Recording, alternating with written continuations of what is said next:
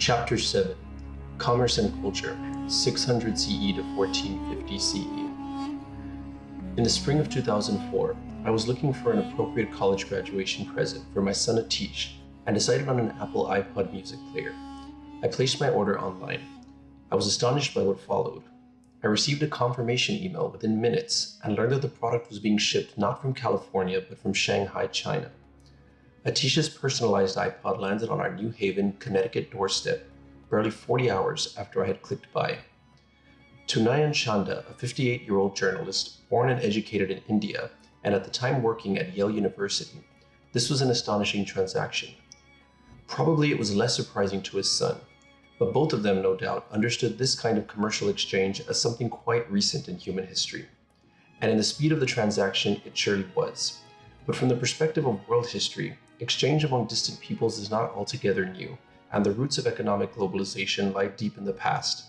In just 3 years after purchasing his son's iPod, Nayan Chanda wrote a well-received book titled Bound Together, describing how traders, preachers, adventurers, and warriors had long created links among peoples living in widely separated cultures and civilizations.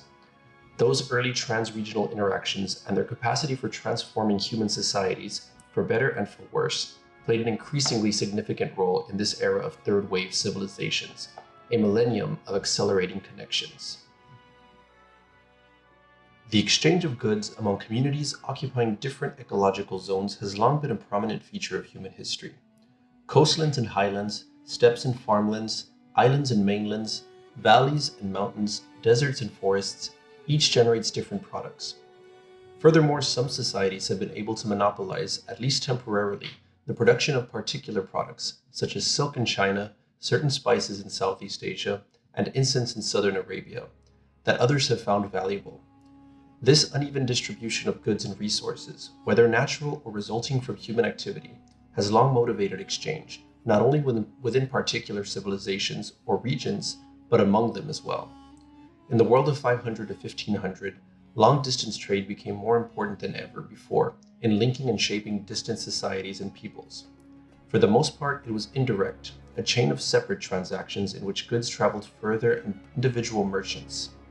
Nonetheless, a network of exchange and communication extending all across the Afro-Eurasian world, and separately in parts of the Americas as well, slowly came into being.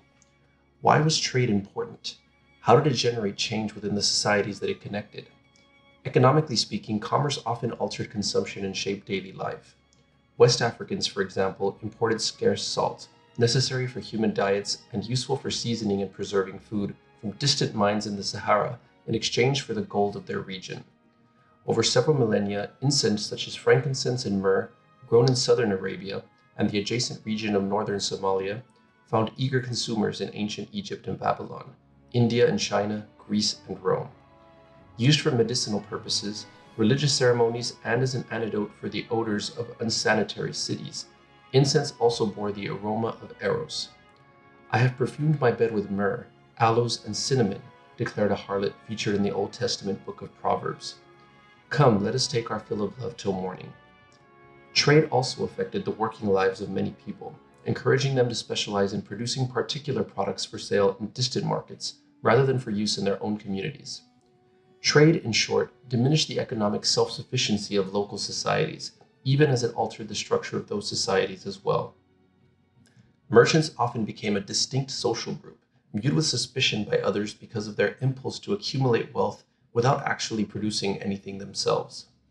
In some societies, trade became a means of social mobility, as Chinese merchants, for example, were able to purchase landed estates and establish themselves within the gentry class. Long-distance trade also enabled elite groups in society to distinguish themselves from commoners by acquiring prestigious goods from a distance: silk, tortoiseshell, jade, rhinoceros horn, or particular feathers. The association with faraway or powerful societies, signaled by the possession of their luxury goods, often conveyed status in communities more remote from major civilizations. Trade also had the capacity to transform political life.